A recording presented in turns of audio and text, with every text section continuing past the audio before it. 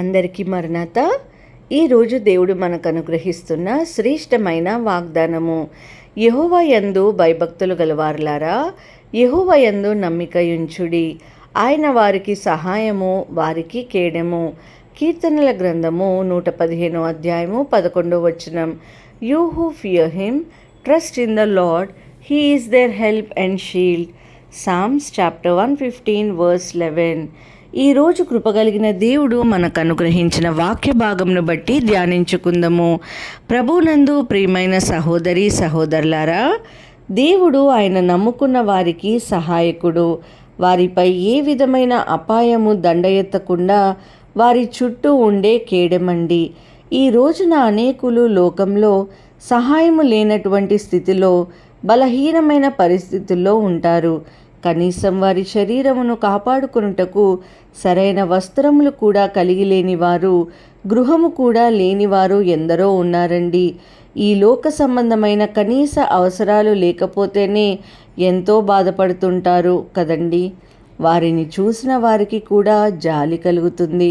అయ్యో, ఎవరు వారికి సహాయం చేయడం లేదు, ఎవరు కూడా వారికి ఒక్క పూట తలదాచుకోవడానికి హెల్ప్ చేయడం లేదని ఏ న్యూస్ ఛానల్లోనో మొబైల్లో చూసినప్పుడు మనం జాలి పడుతుంటాం. మరి ఆత్మకు రక్షణ ఇవ్వగల దేవుని సహాయము లేనివారు ఎందరో ఉన్నారు. దేవుని మాటలు తృణీకరిస్తున్న వారు ఎందరో ఉన్నారు. వారిపైన ఇంకెంత జాలి పడాలి. దేవుని సహాయం లేకపోతే ఈ లోకంలో జీవించడము చాలా కష్టం. ఖచ్చితంగా చెప్పాలంటే అది అసాధ్యము. అమెరికా వంటి ప్రాంతాలలో టోర్నాడో అని వస్తుంటాయి. అవి పెద్ద పెద్ద సుడిగాలుల వంటివి. అవి వచ్చి వెళ్ళిపోవడానికి ఒక్క 10 నిమిషాలు పడుతుంది. ఆ 10 నిమిషాల్లో ఎంత బీభత్సం సృష్టిస్తాయో ఎన్నో సంవత్సరాలుగా పైసా పోగేసుకుని కట్టుకున్న ఇండ్లు, ఎంతో ప్రేమతో నిర్మించుకున్నటువంటి గృహాలు సైతం పేక మేడల్లా కూలిపోతాయి, గాలిలో తేలుతాయి. ఎంతో ఆస్తి నష్టం క్షణాల్లో కలుగుతుంది. ఒక మనిషి పడే జీవిత ప్రయాసంతా ఒక్క క్షణంలోనే వ్యర్థం చేయబడుతుంది. ఇండ్ల విషయం అనేది కాదు, మన ఆరోగ్యమైనా అంతే. ఏదో ఒక రోగము, ఏదో ఒక బలహీనత మనిషిని కృంగదీస్తుంది. ఎంతో గారాబంగా పెంచుకున్న పిల్లలు మారిపోయి, తప్పిపోయి తల్లిదండ్రులు వదిలివేసి వెళ్ళిపోతారు. వారు వారిపైన పెట్టుకున్న ఆశలన్నిటినీ వమ్ము చేస్తారు. ఏమి ఉన్నా, ఎన్ని ఉన్నా, ఎంత కోటీశ్వరులమైనా, ఎన్ని ఆస్తులు పోగేసుకున్నా, ఈ భూమిపై ఉన్న ప్రతి ఒక్కరికి దేవుని సహాయము తప్పక కావాలండి. ఈరోజున ఈ మాటలు వింటున్న ప్రియమైన సహోదరి సహోదరుడా, నీ యొక్క పరిస్థితి కూడా ఈరోజు బహుశా ఇలానే ఉందేమో. అన్నీ ఉన్న ఆనందము లేక సర్వము కోల్పోయిన వ్యక్తిగా నీవు ఉన్నావేమో. మోసము చేయబడ్డావేమో. పరిస్థితులు, నీవు ఊహించని సంఘటనలు నిన్ను కృంగదీస్తున్నాయేమో. గర్భఫలము లేక నిందింపబడుతున్నావేమో. అన్ని క్వాలిఫికేషన్స్ ఉన్నా కానీ సరైన జాబ్ లేదేమో. అయితే దేవుడిని ఆశ్రయించు, దేవునిపై నమ్మకముంచు. ఆయనే నీకు సహాయము, ఆయనే నీకు కేడెము. ఏ అపాయము నీ గుడారము సమీపించకుండా ఆయన కాపాడుతాడు. దేవుని మాటలన్నీ వింటే మనము ఆయన్ని ఆశ్రయిస్తే వారికి ఆయన కేడము. దేవుని ప్రతి మాట కూడా నిజమైనది, స్వచ్ఛమైనది. ఆ మాటలు నమ్మిన వారికి, నమ్మి ఆ విధంగా జీవించిన వారికి దేవుడు కేడెముగా ఉంటాడండి.